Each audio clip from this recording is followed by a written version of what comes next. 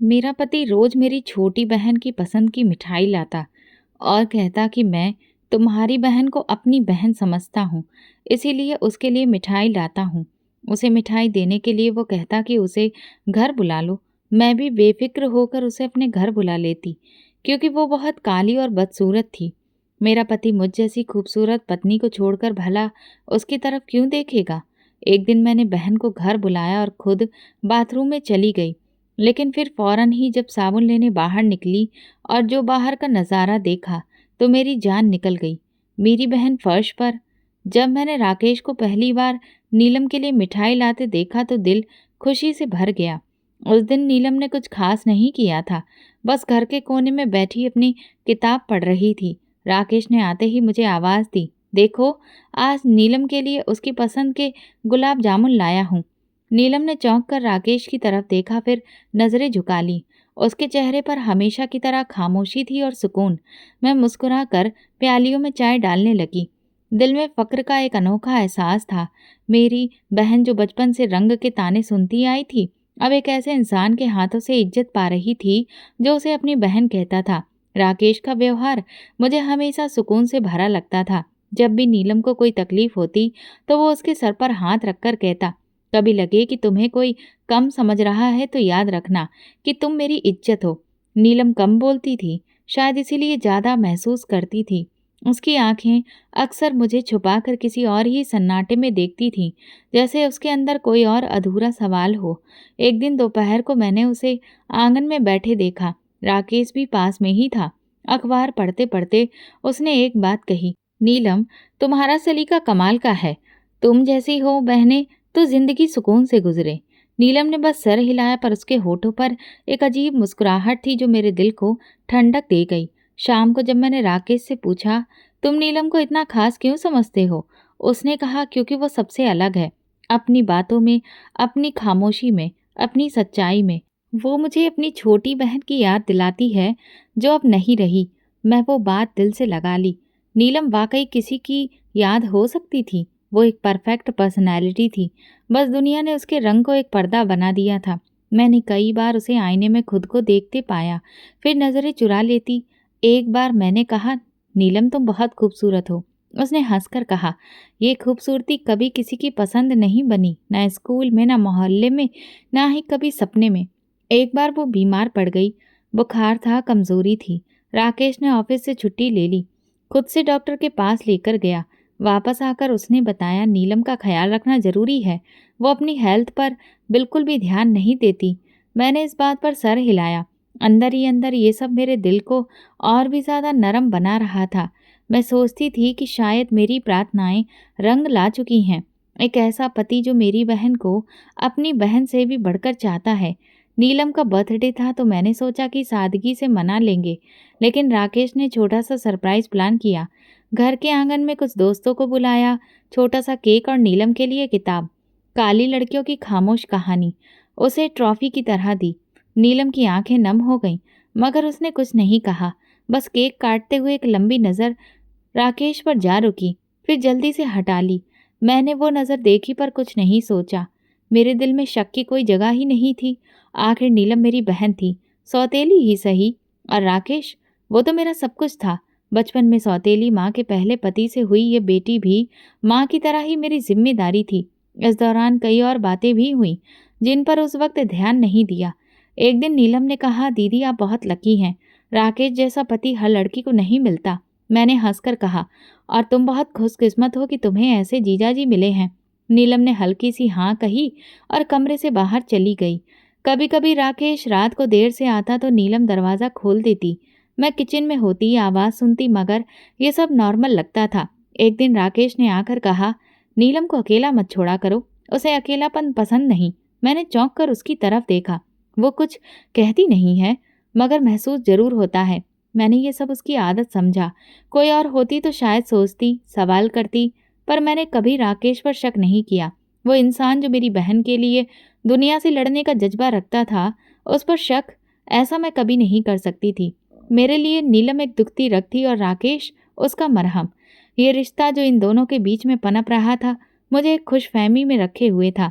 नीलम ने जब 10वीं के बाद आगे पढ़ने की इच्छा जाहिर की तो मुझे खुशी हुई। मैं जानती थी कि वह हमेशा किताबों से जुड़ी रही, लेकिन कभी भी अपनी इच्छा को साफ तौर पर जाहिर नहीं किया था। मैंने राकेश से बात की। उसने तुरंत कहा, नीलम जैसी लड़कियों को आगे बढ़ने का मौका ज़रूर मिलना चाहिए। हम दोनों ने शहर के सबसे अच्छे कॉलेज का रुख किया और वहाँ उसका एडमिशन हो गया। पहला दिन आया तो मैंने कहा, मैं नीलम को खुद ले जाती हूँ, मगर राकेश ने मना कर दिया। तुम रोज के काम में उलझ जाती हो, मैं लेकर जाऊंगा। सुबह जल्दी निकल सकता हूँ, कोई दिक्कत नहीं है। मैंने मान लिया। मुझे कभी उस पर शक करने की कोई वजह नहीं मिली थी।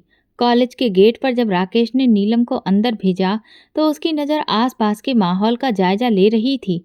नीलम ने खुद को साधारण कपड़ों में छुपाया हुआ था, जैसे अपने वजूद से नज़र चुरा रही हो। मैं खिड़की से ये सब देख रही थी। राकेश ने उसके कंधे पर हाथ रखकर कहा, पहला दिन है, घबराना मत। नीलम ने हल्के से सिर हिलाया और गेट के अंदर चली गई। शाम को मैंने नीलम से पूछा, पहला दिन कैसा था? उसने साधारण सा जवाब दिया, ठीक था। मैंने हंसकर कहा, बस ठीक? वो बोली, कॉलेज बड़ा है, लड़कियां अलग दुनिया की लगती हैं। राकेश ने भी बाद में हंसकर कहा, शुरू में सबको ऐसा ही लगता है, वक्त के साथ आदत हो जाएगी। अगले दिन फिर वही रूटीन, नीलम को लेकर जाना। मैं घर के कामों में लग जाती। कुछ दिन ऐसे ही गुजरे। फिर एक दिन एक कॉल आई, एक अनजान नंबर से। लड़की की आवाज़ थी, संजीदा और सपाट। क्या आपको पता है, आपकी बहन रोज एक आदमी के साथ आती है? मैं सुनकर हंस दी। दिल ही दिल में सोचा, बेवकूफ़ लड़कियां शक करना सीख गई हैं। मैंने फ़ोन बंद कर दिया और राकेश को बताया भी नहीं। उस वाक़ये के बाद मैंने नोट किया कि नीलम अब कॉलेज से वापसी पर ज़्यादा देर तक अपने कमरे में रहने लगी थी। पहले वो आते ही मुझसे बातें करती, अब बस मुस्कुराती और दरवाज़ा बंद कर लेती। मैंने एक दिन पूछा, नीलम सब ठीक तो है ना? उसने कहा, बस थकान हो जाती है। राकेश ने भी कहा, रोज़ाना लंबा सफ़र है, थक जाती होगी। कुछ दिनों के बाद मैंने राकेश के बैग में एक डायरी देखी। अच्छा इत्तेफाक था कि वो खुल गई तो अंदर कुछ तस्वीरें बनी हुई थी, एक लड़की के लंबे घने बाल और एक लॉकेट। मैं चौंक गई और सोचा, राकेश ड्राइंग करता है? मैंने पूछा, ये तुमने बनाया है? उसने मुस्कुराकर कहा, हाँ, बस यूं ही वक्त गुजारने के लिए। उसी दिन मैंने नीलम को आईने के सामने देखा। बालों में नई क्लिप लगी थी और चेहरे पर हल्की सी चमक थी। मैंने हंसकर पूछा, ये क्लिप कहाँ से लाई हो? उसने कहा, एक सीनियर लड़की ने गिफ्ट में दी है। मैंने दिल में सोचा, शायद अब वो दोस्त बना रही है। मगर अगले दिन मैंने वही क्लिप राकेश की गाड़ी में देखी, सीट के नीचे गिरी हुई। मैंने फिर भी खुद को समझाया, कई चीज़ें इत्तेफाक से भी हो सकती हैं। पर फिर छोटी छोटी बातें जुड़ने लगीं। एक दिन मैंने नीलम के बैग में एक लेटर पाया, बिना नाम का। बस इतना लिखा था, तुम्हारी जो खामोशी है वो मुझे जकड़ लेती है। मैंने सोचा ये किसी पहचान वाले ने लिखा होगा, मगर नीलम से पूछा, ये लेटर किसने दिया? उसने परेशान होकर कहा, पता नहीं, मेरी किताब में रखा हुआ मिला। मैंने बात छोड़ दी, पर मेरे मन में बीज बो चुका था। कुछ दिन बाद नीलम के कॉलेज में एक फंक्शन था। मैंने जाने की इच्छा जाहिर की, पर राकेश ने कहा, मुझे पता है कि तुम्हें भीड़ भाड़ पसंद नहीं है, मैं साथ में चला जाऊंगा। नीलम खामोश रही। मैंने बस सिर हिला दिया। जब वो दोनों वापस आए, नीलम के चेहरे पर हल्की सी चमक थी। उसने मुझे बताया, फंक्शन अच्छा था लेकिन म्यूजिक बहुत तेज था। राकेश बोला, नीलम ने वहाँ एक कविता भी सुनाई, सबने खूब तारीफ की। मैंने पूछा, तुमने कभी बताया ही नहीं कि तुम कविताएं भी लिखती हो? नीलम ने नजरें चुराई, बस यूं ही कभी कभार। इस समय वो पहली फोन कॉल बार बार मेरे मन में घूमती रही और अब मुझे हंसी नहीं आती थी, बस खामोशी छा गई थी। नीलम की बदलती हुई आदतें मेरे सामने आने लगी थीं। जो कभी आईने से नजरें चुराकर गुजरती थी, अब रोज शाम के वक्त खामोशी से ड्रेसिंग टेबल के सामने खड़ी हो जाती। मैं कभी कभी दरवाजे से झांकती तो देखती कि वो लिपस्टिक लगा रही होती, हल्की सी। कई बार वो कोई छोटा सा लॉकेट पहन लेती जो उसकी गर्दन पर चमकता रहता। बालों में खुशबू और चेहरे पर वो परछाई जो पहले कभी नहीं देखी थी। मैंने एक दिन हैरत से पूछा, इतना तैयार होने की क्या ज़रूरत है, कहीं जा रही हो? वो हंसती। उसकी हंसी में वो मासूमियत नहीं थी जो पहले होती थी। उसने कहा, अपने लिए तैयार होना सीख रही हूँ। और उसे देखकर मैंने उसकी आंखों में एक चमक देखी, ऐसी चमक जो रोशनी नहीं, खौफनाक लग रही थी। मैं चुपचाप किचन में आ गई। राकेश तब घर पर नहीं था। रात को जब वो आया, नीलम ने उसे पानी दिया और हल्की सी खुशबू कमरे में फैल गई। राकेश ने एक पल के लिए उसे देखा, फिर टीवी का रिमोट उठा लिया, लेकिन मेरी नज़रें उस लम्हे को नोट कर चुकी थीं। अगले दिन मैंने नीलम को किचन में देखा, कोई नई डिश बनाने की कोशिश में लगी थी। मैंने कहा, ये सब कब सीखा? वो बोली, यूट्यूब से। राकेश जीजा जी को नई चीज़ें पसंद है ना? मैंने चौंक कर उसे देखा। तुम्हें कैसे पता? वो बोली, उन्होंने एक दिन जिक्र किया था कि चाइनीज़ खाना पसंद है, तो मैंने सोचा ट्राई करूं। मैंने बर्तन धोते हुए कहा, कॉलेज पर ध्यान दो, खाना पकाना हमारा काम है। वो खामोश हो गई, फिर नरमी से बोली, मैं तो सिर्फ सीख रही हूँ, कुछ गलत तो नहीं किया। एक और दिन शाम को मैंने देखा कि वो अपने कमरे में कुछ कपड़े चुन रही थी। मैं अंदर गई, एक सूट उसके हाथ में था, वही रंग जो राकेश को पसंद था, नीला। मैंने कहा, ये कब लिया? नीलम बोली, कॉलेज में कल फूड डे है, सब कुछ अच्छा पहनकर जा रहे हैं। मैंने कुछ भी नहीं कहा, बस सिर हिला दिया। अब जब राकेश घर आता, नीलम उसके सामने ज़्यादा सुकून से रहती। पहले वो नज़रें झुकाती थी, अब वो बात करती, हंसती, कभी किसी बात पर अपनी राय देती, जैसे वो एक दीवार थी जो अब हटने लगी थी।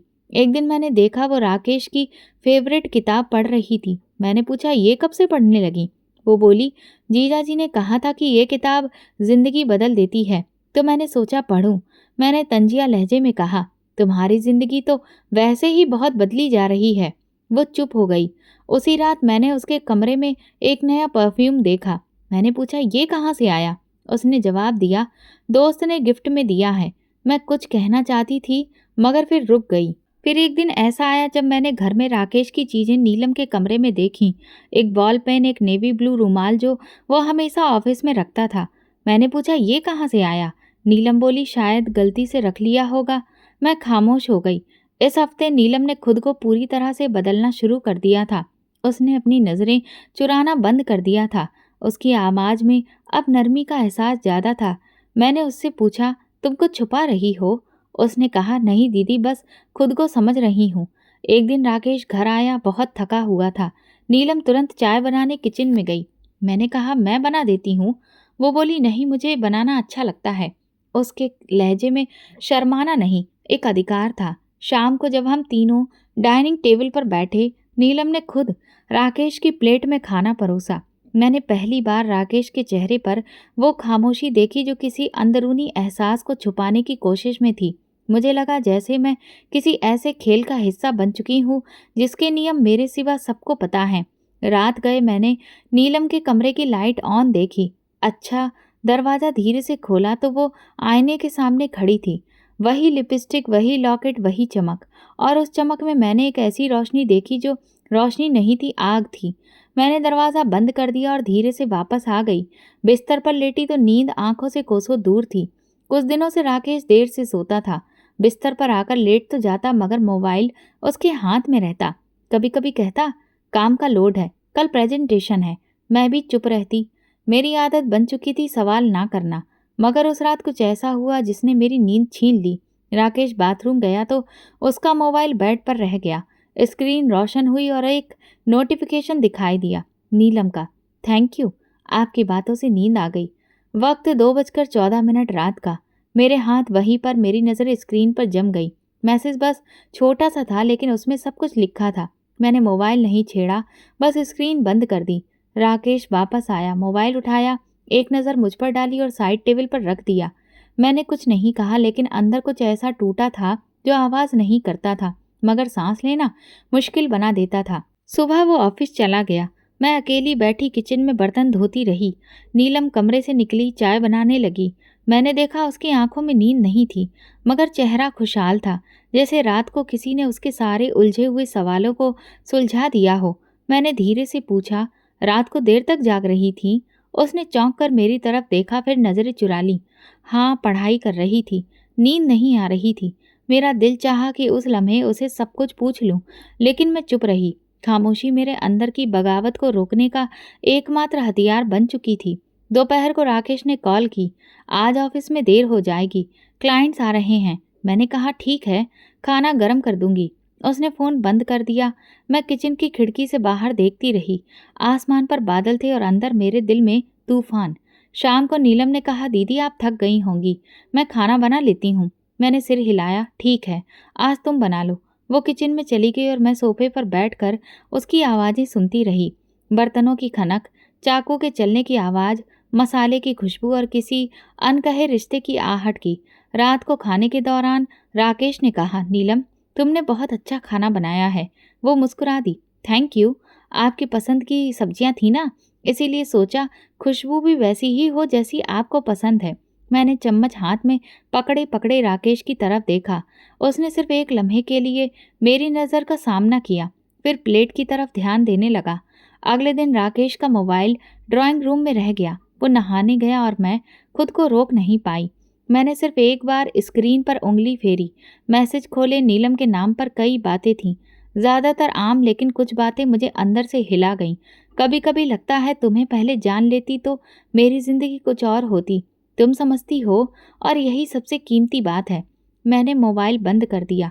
कोई तस्वीर नहीं थी, कोई भावनाओं का इजहार नहीं, लेकिन होंठ सब कुछ कह रहे थे। मैंने खुद से झूठ बोला। शायद वो सिर्फ उसे सहारा दे रहा है, जैसे एक भाई देता है, लेकिन दिल जानता था ये सच नहीं था। मैंने अपने रोज़मर्रा के रूटीन को बदला।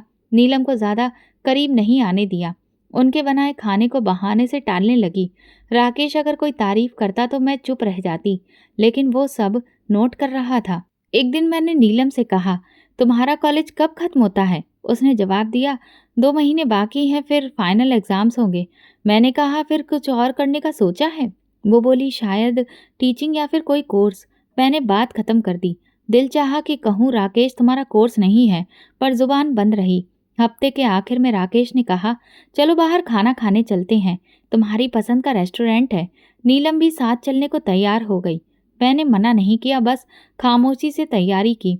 रेस्टोरेंट में वो दोनों बातें करते रहे, मैं सुनने वाली बनी रही। नीलम ने राकेश से एक सवाल किया, आपको बचपन में क्या बनने का शौक था? राकेश ने कहा, पायलट, लेकिन किस्मत ने ज़मीन से जोड़ दिया।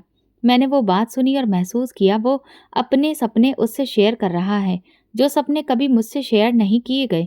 रात को मैंने राकेश से पूछा, तुम्हें नीलम से बातें करना अच्छा लगता है? वो बोला, हाँ, वो सुनती है और जवाब भी देती है। तुम तो अक्सर खामोश हो जाती हो। मैंने कहा, खामोशी हमेशा कमजोरी नहीं होती। वो कुछ नहीं बोला। मैं जान चुकी थी कि खामोशी से सबको सुनाई देता है, और झूठ वो होता है जो हम खुद से बोलते हैं बार बार, ताकि सच की चीखें दब जाएं। वो सुबह आम सी लग रही थी। नाश्ते की मेज पर मैं खामोश बैठी थी। अखबार मेरे हाथ में था, लेकिन शब्दों की कोई अहमियत बाकी नहीं रही थी। राकेश मोबाइल पर ऑफिस की मीटिंग के नोट्स पढ़ रहा था। मैं और नीलम किचन में चाय बनाने में व्यस्त हो गए थे। मैं सब कुछ देख रही थी, सुन भी रही थी, लेकिन अब महसूस होना कम हो गया था। नीलम ने कप में चाय डाली, साइड टेबल पर रखी चीनी की शीशी से चीनी ली और चुपचाप प्याली राकेश के सामने रख दी। राकेश ने मोबाइल नीचे रखा, चाय को धीरे से उठाया। उसकी नज़रें नीलम पर टिक गईं। नीलम ने नज़रें झुका ली, मगर उस लम्हे की खामोशी मेरे दिमाग पर हथौड़े की तरह पड़ी। वो दोनों एक दूसरे को देख रहे थे, जैसे शब्द की ज़रूरत ही ना रही हो। मैंने खाली प्लेट में चम्मच रखा और दिल में एक चीख दबी, चाय ठंडी हो रही है। मैंने ज़बरदस्ती आवाज़ में कहा। राकेश ने चौंक कर मेरी तरफ देखा, फिर कप उठाकर एक घूंट पिया। अच्छी है, उसने कहा। नीलम वापस किचन में चली गई। मैंने कप की तरफ देखा। चाय की खुशबू साधारण थी, लेकिन उस लम्हे का जायका मेरे गले में अटक गया था। शाम को मेहमान आने वाले थे। मैंने नीलम से कहा, किचन में थोड़ा हाथ बटा देना, दोपहर से सिर दर्द कर रहा है। उसने तुरंत चूल्हा संभाल लिया। सब्जी काटने लगी। काम के दौरान राकेश आया और नीलम से पूछा, पिछले हफ्ते की फिल्म देखी तुमने? उसने हंसकर कहा, नहीं, दीदी ने टीवी पर चैनल ही बदल दिया था, मैं पूरी नहीं देख सकी।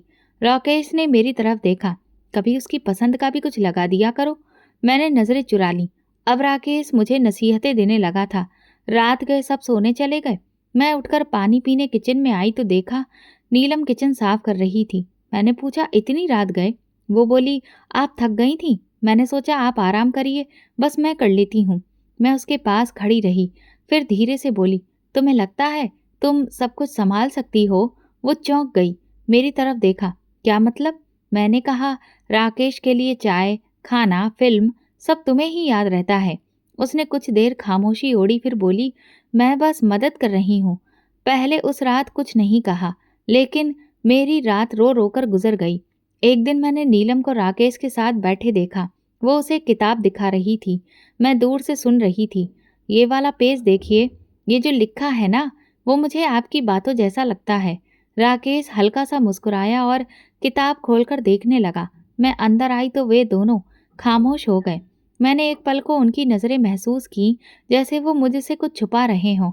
राकेश ने बात का रुख बदल दिया। आज खाने में क्या है? मैंने जवाब दिया, जिसका स्वाद तुम्हें अब याद नहीं रहता। वो चुप हो गया और नीलम चेहरा झुकाकर किचन में चली गई। कुछ दिन के बाद सुबह नीलम ने फिर चाय बनाई। मैंने कप उठाने के लिए हाथ बढ़ाया तो उसने राकेश के सामने रख दिया। मेरे हाथ हवा में रह गए। राकेश ने बस एक लम्हे को मेरी तरफ देखा, जैसे कुछ कहना चाहता हो, मगर वो लम्हा गुजर गया। मैंने उस दिन चाय नहीं पी। वो लम्हा मेरी जुबान से नहीं, मेरे दिल से निकल चुका था। खामोश चाय मेरे सब्र की आखिरी कड़ी थी। मैंने बहुत दिनों से किसी से दिल की बात नहीं की थी। अंदर ही अंदर सब सहती जा रही थी, जैसे खामोशी मेरे वजूद का हिस्सा बन गई हो। लेकिन उस दिन जब सोनिया मिली, उसकी आंखों में एक अलग ही सवाल था। हम कॉफ़ी शॉप पर बैठे थे, पर मेरी नज़रें बार बार मोबाइल पर जा रही थीं। राकेश ने निकलते वक्त कहा था, नीलम को कॉलेज से लेते हुए कुछ मिठाई लेते आऊँगा। उसकी तबीयत आज कुछ बोझिल सी थी। सोनिया ने कॉफ़ी का घूंट लिया, फिर बोली, तुम्हारा पति रोज मिठाई लेकर आता है ना? तुम्हारी बहन के लिए? मैंने सर हिलाया। हाँ, वो कहता है नीलम को मीठा पसंद है। सोनिया ने आईब्रो चढ़ाई। बस इसीलिए? या फिर तुम्हें पता ही नहीं कि वो अब क्या पसंद करता है? मैं हंस पड़ी। सोनिया, वो नीलम है, मेरी काली शर्मीली साधारण बहन। उसे कोई वैसे नहीं देखता जैसे हम देखते हैं। सोनिया ने चम्मच रखी और धीरे से कहा, कभी आईने से बाहर भी देखा है? मेरे दिल में कुछ उलझा, जैसे जमीन नीचे से खिसकने लगी हो। मैंने जल्दी से बात बदली। नीलम अब थोड़ी खुल गई है। तुम्हें याद है पहले कितना चुप रहती थी? सोनिया ने मेरी तरफ देखते हुए कहा, कभी कभी जो चुप रहते हैं वही सबसे ज्यादा बोलना चाहते हैं। सिर्फ सुने जाने की देर होती है। मैंने कॉफी का कप हाथ में लिया, लेकिन होठों तक नहीं ले जा सकी। अंदर कोई बात गर्दिश कर रही थी, एक सवाल जो मैं खुद से भी पूछने से डरती थी। घर वापस आई तो राकेश और नीलम आंगन में बैठे थे। राकेश कुछ समझा रहा था, शायद उसके नोट्स का कोई हिस्सा, और नीलम खामोशी से सुन रही थी। मैंने कप धीरे से रखा, लेकिन दोनों ने मुझे आते देखा और बात रोक दी। राकेश ने कहा, नीलम का वाइवा होने वाला है, मैं कुछ तैयारी करवा रहा था। नीलम ने नजरें झुका ली। मैंने कहा ठीक है और अंदर चली गई। कमरे में आकर मैंने आईना देखा। मेरे चेहरे पर वो सुकून नहीं रहा था जो कभी हुआ करता था। एक औरत अपने चेहरे पर थकान, धोखा, झूठ सब पढ़ सकती है, अगर वो खुद को पढ़ने की हिम्मत रखे। अगले दिन नीलम किचन में थी। मैंने उससे कहा, आज तुम्हारा पेपर था? नीलम ने कहा, हाँ। ठीक हो गया? मैंने पूछा, राकेश लेकर गया था? वो रुकी, फिर धीरे से बोली, हाँ, उनका ऑफिस भी उसी तरफ था तो साथ चले गए। मैंने कुछ नहीं कहा। उसी दिन शाम को मैंने जानबूझकर नीलम के कमरे का रुख किया। दरवाज़ा खुला था। वो टेबल पर बैठी कोई कार्ड बना रही थी। मैंने कहा, ये क्या है? वो चौंक गई। बोली, बस ऐसे ही बोर हो रही थी तो सोचा कुछ क्रिएटिविटी कर लूं। मैं करीब गई और देखा कार्ड पर लिखा था, कभी कभी किसी की मौजूदगी किसी कीमती चीज़ से ज़्यादा कीमती होती है। मैं खामोशी से पलट गई। उसी रात राकेश ने कहा, नीलम की तबीयत कुछ दिनों से डाउन है, उसे बाहर ले जाना चाहिए, कुछ फ्रेश हवा मिलेगी। मैंने सिर हिलाया। ले जाओ, तुम्हारी समझदारी पर अब मुझे शक नहीं रहा। राकेश ने चौंक कर मेरी तरफ देखा, लेकिन कुछ बोला नहीं। नीलम दरवाजे के पास खड़ी सुन रही थी। मैंने देखा, उसके चेहरे पर कोई भाव नहीं था। शायद वो अब जान चुकी थी कि मैं सब जान गई हूँ। अगली सुबह मैंने सोनिया को कॉल किया, तू कल फ्री है? वो बोली, हाँ, सब ठीक। मैंने कहा, आईने से बाहर देखने का वक्त आ गया है। सोनिया हंसी। क्या नजर आया? मैं खामोश रही। फिर कहा, सब कुछ जो अब तक नज़रअंदाज करती रही थी। मैंने इस बार चाय खुद बनाई। जब राकेश ने पूछा, नीलम कहाँ है, तो मैंने जवाब दिया, जहाँ तुम रोज मिठाई लेकर जाते हो वहीं होगी। वो खामोश हो गया और मुझे लगने लगा कि सच के करीब होना सबसे तकलीफदेह बात होती है। कई दिनों से मैं हर लम्हा कुछ ना कुछ देख रही थी, एक खामोश सिलसिला जो अब नज़रों से नहीं, दिल को जख्मी करने लगा था। मैंने हर छोटी बात को नज़रअंदाज किया, हर बड़े लम्हे को इत्तेफाक समझा, लेकिन कुछ बातें ऐसी होती हैं जो अंदर जम जाती हैं, जैसे कोई दाग जो ना छूटता है ना छुड़ाता है। वो शाम बारिश हो रही थी। मैंने आंगन से कपड़े समेटे और कमरे की तरफ बढ़ गई। नीलम बैठी किताब पढ़ रही थी। कमरे में अंधेरा था। खिड़की के पास रखी मोमबत्ती की लौ टिमटिमा रही थी। मैं अंदर गई, एक पल को रुकी, फिर धीरे से पूछा, एक बात पूछूं? नीलम ने नज़र किताब से हटाई। जी दीदी, मैंने सांस भरकर कहा। राकेश तुमसे इतना क्यों बात करता है? नीलम के हाथ से किताब फिसलते फिसलते रह गई। उसने पलकें झुकाई और धीरे से कहा, क्योंकि आप सुनती नहीं हो। वो सिर्फ सुनता है। उसके शब्द मेरी हड्डियों में सनसनाहट बनकर उतर गए, जैसे किसी ने मेरी हंसती हुई खामोशी को नोचकर बाहर फेंक दिया हो। कमरे में एक पल को खामोशी छा गई। मैं उसके चेहरे की तरफ देखती रही। आंखों में नमी थी, लेकिन शर्मिंदगी नहीं। वो नजरें नहीं चुरा रही थी, जैसे उसने कुछ छुपाने की कोशिश नहीं की थी। मैं पलटकर बाहर आ गई। दिल जैसे सीने में नहीं, पैरों में धड़कने लगा था। अगले दिन राकेश जल्दी घर आ गया। नीलम लॉन्ज में मौजूद थी। उसने कहा, आपको ऑफिस से छुट्टी मिल गई? राकेश हंसा। आज दिल नहीं लग रहा था। सोचा कि तुम लोगों के साथ वक्त गुजार लूं। मैंने बात काट कर कहा, काम का दिल छोड़ना भी अब आसान हो गया है। राकेश ने चौंक कर मेरी तरफ देखा, लेकिन कुछ नहीं कहा। नीलम ने खामोशी से पानी का गिलास लाकर टेबल पर रख दिया। राकेश ने गिलास उठाया और एक लम्हे के लिए नीलम की तरफ देखा, फिर धीरे से कहा, थैंक यू। मैंने बोला, अभी नोट किया, अब हर चीज़ मेरे लिए नई तरह से मायने रखती है। पानी देना, आंख मिलाना, खामोशी में बात करना, सब कुछ जहर लगने लगा है। शाम को मैंने जानबूझकर राकेश के सामने नीलम की तारीफ की। नीलम बहुत समझदार हो गई है, हर काम खुद सीख रही है, हर वक्त हाजिर। राकेश ने सिर हिलाया। हाँ, उसके जैसा ध्यान रखने वाला कम ही होता है। मैंने सवालिया नज़रों से उसकी तरफ देखा। मेरे ध्यान में कभी कमी थी? राकेश ने झिझक कर कहा, नहीं, तुम भी बहुत ख्याल रखती हो। बस नीलम थोड़ी ज़्यादा जागरूक है, बात को जल्दी समझती है। मैं हंसने लगी।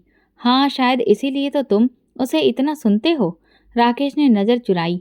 नीलम किचन से निकल रही थी। उसके कदम एक लम्हे को रुके, मगर फिर वो बिना कुछ कहे अपने कमरे में चली गई। उसी रात मैंने नीलम को उसके कमरे में बुलाया। वो आई, चेहरा उतरा हुआ था, आंखें लाल। मैंने कुर्सी की तरफ इशारा किया, बैठो। नीलम बैठ गई। मैंने दोबारा वही सवाल दोहराया, मगर इस बार लहजे में कठोरता थी। राकेश तुमसे इतनी बातें क्यों करता है? नीलम ने दोबारा पलकें झुकाई, हाथ कांप रहे थे। फिर धीरे से बोली, क्योंकि वो सुनते हैं। मैं बात करती हूँ और वो सुनते हैं। मैंने टेबल पर रखा गिलास जोर से दबाया। और क्या मैं कुछ नहीं सुनती? क्या मैं सिर्फ काम करने वाली हूँ?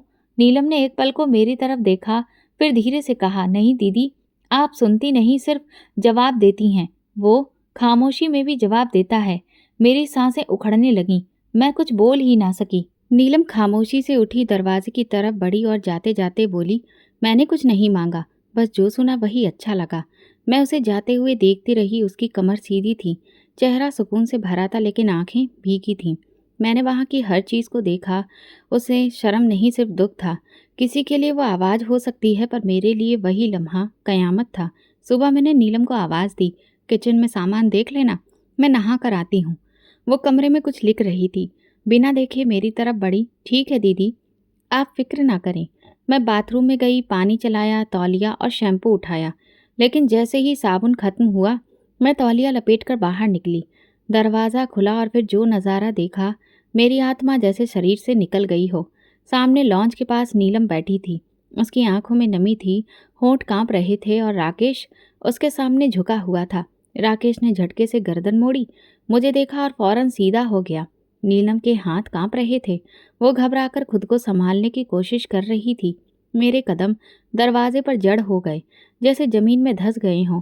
राकेश ने तुरंत कहा, ये कुछ नहीं है, वो गिर गई थी बस। मैंने हाथ उठाकर उसे रोक दिया। मेरी समझ जैसे कट चुकी थी। उसकी आवाज़ आ रही थी, मगर अब उसका कोई मतलब नहीं रह गया था। नीलम ने उठने की कोशिश की, लेकिन उसका दुपट्टा एक तरफ पड़ा था, बाल बिखरे हुए थे और वो नज़रें नहीं उठा पा रही थी। मैंने एक कदम पीछे हटाया और दरवाज़ा बंद कर लिया। कमरे में आकर मैं ज़मीन पर बैठ गई। पूरा शरीर ठंडे पानी से भीगा था, लेकिन आत्मा जैसे पसीने से भीगी हुई थी। राकेश दरवाजे के बाहर आया। वो बस गिर गई थी। तुम गलत समझ रही हो, मैं कसम खा सकता हूँ। मैंने कुछ नहीं कहा। नीलम की चप्पल की आवाज़ सुनाई दी, फिर दरवाज़ा बंद होने की, जैसे वो भी अब कैद हो गई हो। किसी ऐसे लम्हे में जो कभी मिट नहीं सकता। शाम तक मैं बिस्तर पर लेटी रही, किसी से कुछ पूछा नहीं, ना राकेश से ना नीलम से। घर में मातम जैसा माहौल था, मगर ये खामोशी भी तबाही की आवाज़ होती है। रात को राकेश मेरे पास आया, बैठा और धीरे से बोला, क्या तुम मुझ पर भरोसा नहीं करती? मैंने सीधा उसकी आंखों में देखा। वो चुप हो गया। मैंने कहा, झूठ मत बोलो, मुझे अब सच सुनने की आदत हो चुकी है। राकेश ने कहा, मैं कुछ नहीं कहना चाहता, तुम जो चाहे सोच लो। वो हंसी जो दिल के अंदर खून बनकर निकली थी। अगले दिन नीलम मेरे सामने आई, हाथ में ट्रे थी जिसमें 4 बिस्किट थे, जैसे कुछ हुआ ही ना हो। मैंने कहा, अब भी चाहती हो कि मैं कुछ ना पूछूं? वो रुकी, बस बोली, आपने कुछ खाया नहीं था। मैंने सवाल दोहराया, राकेश के सामने क्यों थी? क्या चल रहा था? नीलम ने नजरें झुका ली, फिर धीरे से बोली, मैंने कुछ नहीं किया। मैं फुपकारते हुए बोली, तो वो झुका हुआ क्यों था? तुम जमीन पर क्यों थी? वो बोली, मैं गिर गई थी बस। मैं चाय की ट्रे ले जा रही थी। मैंने ट्रे एक तरफ रख दी। चुप रहो नीलम, बहुत बोलने लगी हो। वो चुप हो गई, लेकिन उसकी खामोशी में वो बेगुनाही नहीं थी। घर का हर कोना मेरे लिए अब अजनबी हो चुका था। दीवारें जैसे मुखौटे पहन चुकी थीं। मैं वो औरत बन चुकी थी जो अपने ही घर में अजनबी हो गई थी। 2 दिन बाद मैंने नीलम को देखा। वो छत पर फ़ोन पर बात कर रही थी। मेरे आने पर चौंकी नहीं, फ़ोन बंद किया और नीचे आई। मैंने पूछा, किससे बात हो रही थी? वो बोली, ममता से। मैं हंसी, अब तो तुम्हारे बहाने भी बदलने लगे हैं। नीलम चुप हो गई। उसी रात मैंने राकेश के फ़ोन की स्क्रीन पर एक नोटिफिकेशन देखा। नीलम का मैसेज था, तुम ठीक तो हो ना? मैं परेशान हो गई हूँ। मैंने फ़ोन उसके सामने रख दिया। ये भी सिर्फ ख्याल है ना? राकेश ने कहा, हाँ बस ख्याल। मैंने कहा, फिर मुझे बता दो, मोहब्बत कब से ख्याल बनने लगी है? वो चुप रहा और वही खामोशी मेरी आखिरी चीख बन गई। मैंने खुद को बहुत दिनों तक खामोश रखा। वो दरवाज़ा जो मैंने कभी खुद खोला था, अब मेरे सोचने तक के लिए भी बंद हो चुका था। राकेश और नीलम का हर वजूद, हर आहट मेरे अंदर कुछ नोच रहा था, लेकिन मैं कुछ कहती नहीं थी। मैं संभलती रही जैसे सब कुछ ठीक हो सकता है। लेकिन कुछ सच ऐसे होते हैं जो जुबान पर आ जाएं तो वापस नहीं जाते, और दिल पर आ जाएं तो ख़त्म नहीं होते। उसी दिन जब राकेश ऑफिस से आया, मैंने दरवाजे पर ही रोक लिया, बैठो, मुझे तुमसे बात करनी है। वो चौंक गया, मेरी आंखों में देखा, फिर धीरे से सोफे पर बैठ गया। मैं उसके सामने बैठकर बोली, एक सवाल है, सीधा जवाब चाहिए, झूठ बर्दाश्त नहीं होगा। राकेश ने सांस भरी, पूछो। मैं नजरें गड़ाकर बोली, क्यों? वो जैसे लम्हा भर रुका, फिर धीरे से बोला, तुम तो हर चीज में खूबसूरती ढूंढती हो, मैं इंसान ढूंढ रहा था। मेरे हाथ कपकपाने लगे। राकेश ने बात जारी रखी, नीलम में वो दर्द था जो तुम्हें कभी नहीं था। तुम पूरी थी, खुश, साफ, मजबूत। नीलम टूटी हुई थी, बिखरी हुई। मैं उसे जोड़ने लगा और फिर शायद उसमें खुद को देखने लगा। मेरे अंदर जैसे कोई चीज़ खामोशी में दफन हो गई। मैं कांपते हुए लहजे में बोली, मेरी बहन, मेरी जगह। राकेश ने नज़रें झुका ली। मैंने गर्दन मोड़कर दरवाजे की तरफ देखा। नीलम वहाँ खड़ी थी, सीधी, खामोश। उसकी आंखें मेरी तरफ नहीं, ज़मीन पर थीं। मैंने पूछा, तुमने कुछ कहा क्यों नहीं? वो चुप रही। मैं चिल्लाई नहीं, मैं फटी नहीं, बस अंदर से बिखर गई।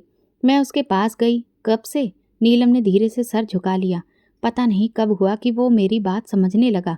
मैंने कठोर लहजे में कहा, मैं तुम्हारी बात नहीं समझती थी। वो बोली, आपने कभी वक्त ही नहीं दिया, कभी सुना ही नहीं। मैं एकदम पीछे हट गई, जैसे जमीन खींच रही हो। तुम्हें मेरी जगह चाहिए थी नीलम। वो बोली, नहीं, बस कोई ऐसा जो सुन ले। राकेश ने मेरी तरफ देखा। ये सब गलत हो गया, हम चाहते नहीं थे, बस। मैंने बात काट दी। बस क्या? मोहब्बत हो गई। कमरे में गहरी खामोशी छा गई, जैसे दीवारों पर शब्दों की लाशें लटक गई हों। मैं किचन में गई, एक गिलास पानी पिया, लेकिन वो गले से नीचे नहीं उतरा। वापस आई और दोनों को देखा। राकेश मेरी नज़र बर्दाश्त नहीं कर सका। नीलम की पलकें भीग चुकी थी, लेकिन जुबान पर कोई माफ़ी नहीं थी। मैंने कहा, मैं अब यहाँ एक पल भी नहीं रुक सकती। राकेश उठकर बोला, सुनो प्लीज़, कोई फैसला जल्दी ना करो। मैं मजाक उड़ाते हुए हंसी। तुमने फैसला कब मुझसे पूछकर किया था? फिर नीलम की तरफ देखा। तुम्हें अंदाजा है तुमने क्या किया है? वो चुप रही, जैसे सदियों से गुनाह की सूली पर चढ़ी हो, मगर सजा का डर ना हो। मैंने चप्पल पहनी, दरवाज़ा खोला और पीछे मुड़े बिना निकल गई। गली के नुक्कड़ पर रुकी, लेकिन वापस नहीं देखा। दिल में सिर्फ एक बात धड़क रही थी, मेरी बहन, मेरी जगह। और मैं सिर्फ एक सवाल बन गई। मैं घर से निकली तो दरवाजे पर कोई नहीं आया। राकेश चुप रहा। नीलम ने भी नहीं रोका। मैंने कोई सामान नहीं लिया, बस वो जो साथ रखा, जो अब किसी के लिए कुछ भी ना रहा था। वही दरवाज़ा जहाँ से मैं विदा होकर आई थी, आज मुझे अर्थी की तरह बाहर निकाल रहा था। जिंदा शरीर मुर्दा रिश्ता। टैक्सी में बैठकर पीछे देखा। वो बालकनी खाली थी। नीलम वहीं थी, मेरे घर में, मेरी जगह पर। पहला दिन मामा के घर गुजरा। उनसे कुछ नहीं कहा, बस यही बताया कि राकेश से झगड़ा हुआ है, कुछ वक्त के लिए आई हूँ। मामा ने कुछ नहीं पूछा और ठीक है कहा। मैं दिन भर सोफे पर बैठी रही, कभी अपने नाखून देखती, कभी खाली दीवार। मामा की बेटी अनामिका पास आई। आपकी तबीयत ठीक है? मैंने सर हिलाया। बस थोड़ा सा दर्द है। अगले दिन मामा काम पर चले गए और मैं अकेली बैठी अपने फ़ोन की स्क्रीन को घूरती रही। राकेश की कोई कॉल नहीं आई, नीलम का कोई मैसेज नहीं आया। ये खामोशी मेरे लिए सबसे बड़ा शोर थी। दोपहर को अनामिका ने बताया कि बुआ के यहाँ पर फंक्शन है, चलेंगी ना? मैंने मना कर दिया। अब कुछ भी देखने की हिम्मत नहीं थी। दिल में सिर्फ एक बात गूंज रही थी, आज वो मेरी जगह है। शाम को फ़ोन बजा, सोनिया थी। तुम कहाँ हो? मामा के घर पर, मैंने कहा। वो चुप हो गई, फिर बोली, मैं जानती हूँ तुमने सबको छोड़ दिया है। मैंने कहा बस, अब और संभाला नहीं जा रहा। सोनिया ने धीरे से सांस ली। राकेश ने कुछ कहा नहीं ना? उसने रोका ना, सफाई दी। सोनिया ने फिर खामोशी के बाद कहा, तो समझ लो वो सब कुछ एक्सेप्ट कर चुका है। उसी रात मैंने आंखें बंद की तो सपने में वही नज़ारा। दरवाज़ा खुला, नीलम जमीन पर थी, राकेश झुका हुआ और मैं पत्थर बनी खड़ी। सुबह आँख खुली तो मैंने खुद को आईने में देखा। चेहरा उतरा हुआ, आंखें लाल, बाल बिखरे हुए और दिल बिल्कुल खाली। 3 दिन गुजर गए, ना कोई कॉल, ना कोई बात। चौथे दिन माँ ने प्यार से पूछा, बेटा घर वापस जा रही हो? मैंने धीरे से जवाब दिया, घर अब किसी और का हो चुका है। मामा कुछ न समझे लेकिन चुप हो गए। मैंने फ़ोन निकाला, राकेश का नंबर देखा, लेकिन कॉल नहीं की। फिर नीलम का नंबर देखा, उसकी प्रोफाइल तस्वीर अब बदल चुकी थी। एक गार्डन में जिसमें एक काली चिड़िया बैठी थी। मैं हंसी, एक काली चिड़िया जो किसी और की छत पर बसेरा कर चुकी थी। मैंने उसे मैसेज किया, कैसी हो? 2 घंटे तक कोई जवाब नहीं आया। मैंने दूसरा मैसेज किया, तुम जानती हो मैं तुम्हें माँ बाप की निशानी समझती थी। अब की बार भी खामोशी। कुछ दिनों बाद एक पुरानी पड़ोसन का फ़ोन आया, बेटा तुम्हें पता है ना, नीलम अब राकेश के साथ हर जगह जाती है। मैंने कहा हाँ जानती हूँ। पड़ोसन ने तभी जुबान खोली, कल वो अस्पताल गई थी, शायद किसी चेकअप के लिए। मैंने फ़ोन बंद कर दिया। अगर वो माँ बनने वाली है तो क्या मैं वही औरत हूँ जिसकी जगह अब कोई और ज़िंदगी जी रही है? मैं सोफे से उठी, पर्दा हटाया। बाहर बारिश हो रही थी। हर कतरा जैसे मुझसे कह रहा हो, सब कुछ लुट गया। अब मैं हर रात एक ही सपना देखती हूँ। दरवाज़ा खुलता है, नीलम सामने खड़ी होती है, राकेश उसके साथ और मैं वहीं अकेली। इस लम्हे में कैद। दरवाजे खुलते हैं, बंद होते हैं, रिश्ते उतर जाते हैं और जगह भर जाती है, लेकिन कुछ खालीपन उम्र भर साथ रहता है। अदालत की इमारत के अंदर सब कुछ नियम के हिसाब से लग रहा था। एक टेबल, 2 कुर्सियाँ और दीवार पर टंगी एक घड़ी जो शायद मेरी जिंदगी की आखिरी घड़ियां गिन रही थी। मैं खामोश बैठी थी। वकील ने सारे कागजात मेरे सामने रखे, एक कलम मेरे हाथ में दी। मैंने कलम को देखा जैसे उसके जरिए कोई रिश्ता तोड़ने जा रही हूँ, जो कभी सपना था, कभी हकीकत और अब सिर्फ एक बोझ। राकेश मेरे बाईं तरफ कुर्सी पर बैठा था। उसके चेहरे पर कोई भी भाव नहीं था, न परेशानी न पछतावा। जज ने पूछा, कोई वजह? मैंने कुछ पल सोचा, लेकिन जुबान पर सिर्फ एक सादा सा जुमला आया, कुछ रिश्ते शब्दों के काबिल नहीं होते। जज ने सिर हिलाया और साधारण शब्दों में कहा, तलाक मंजूर किया जाता है। बस इतना ही। ना कोई बवाल, न सफाई, न सवाल। राकेश ने एक बार भी मेरी तरफ नहीं देखा। वो उठा, अपने कागज पकड़े और जैसे किसी ऑफिस से फाइल लेकर बाहर निकल जाता है, वैसे ही निकल गया। मैं वहीं बैठी रही, कुछ देर सोचती रही, क्या यही अंजाम था? शायद हाँ, या शायद मैंने बहुत देर कर दी। बाहर जाकर आसमान देखा, साफ था, लेकिन दिल में बादल थे। मैंने रिक्शे पर बैठकर वापस मामा के घर आई। रास्ते में बार बार मोबाइल की स्क्रीन चेक की, कोई नोटिफिकेशन नहीं था, ना राकेश की तरफ से, ना नीलम की तरफ से। बस एक सन्नाटा था जो अब मेरा साया बन चुका था। उसी रात मैंने नीलम को एक आखिरी मैसेज किया, मैं आज़ाद हो चुकी हूँ, तुम्हारे लिए अब कोई रुकावट नहीं रही, खुश रहो। मैसेज डिलीवर हुआ, लेकिन रीड नहीं। अगले दिन तक कोई जवाब नहीं आया। चौथे दिन मैंने उसका स्टेटस देखा, नया था, एक खूबसूरत रंग और कैप्शन, नई शुरुआत। मेरे हाथ से मोबाइल छूटते छूटते बचा तो ये उनके लिए नई शुरुआत थी और मेरे लिए बस एक अंत, बिना आवाज़, बिना अधिकार। मैंने सोनिया को बताया, तलाक हो गया है। वो बोली, मैं आ रही हूँ। 2 घंटे बाद वो मेरे सामने बैठी थी, मेरे हाथों को पकड़कर बोली, तुमने बहुत हिम्मत दिखाई है। मैंने कहा, हिम्मत नहीं, सिर्फ बर्दाश्त खत्म हो गई थी। उसने धीरे से पूछा, अब क्या सोचा है?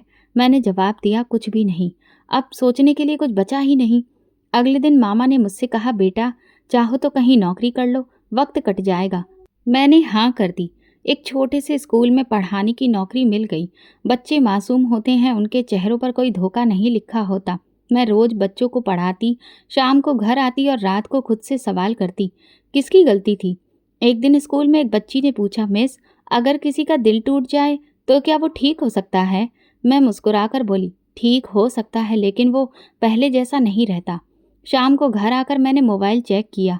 नीलम का मैसेज अभी भी सीन में था, लेकिन कोई जवाब नहीं। मैंने एक आखिरी संदेश भेजा, काश तुम्हें एक बार बता पाती कि सब कुछ क्यों किया मैंने। शायद तुम माफ़ ना कर पाती, मगर समझ जरूर लेती। मैसेज फिर इग्नोर कर दिया गया, जैसे कुछ हुआ ही ना हो। मैंने एक नया फ़ोन नंबर लिया, पुरानी यादें डिलीट कर दी, राकेश की तस्वीरें, मैसेज, वॉइस नोट्स, सब। लेकिन दिमाग से वो नज़ारा नहीं जाता, वो दरवाज़ा, वो दोनों और मेरी खामोशी। अब मैं खुद को नहीं रोकती, बस रात को सपने में दरवाजे खोलती हूँ और हर बार वही नज़ारा देखती हूँ। अदालत में जो जुबान बंद थी, वो दिल आज चिल्ला रहा है, मगर कोई सुनता ही नहीं, क्योंकि कुछ रिश्ते सच में शब्दों के काबिल नहीं होते। आज भी जब किसी महफिल में बैठती हूँ, कोई जुमला कहीं न कहीं सुनाई दे ही जाता है। कई लड़कियां तो दिखने लायक भी नहीं होती, कोई मजाक में कह दे या तंज में, मगर मेरे दिल पर छुरी चल जाती है।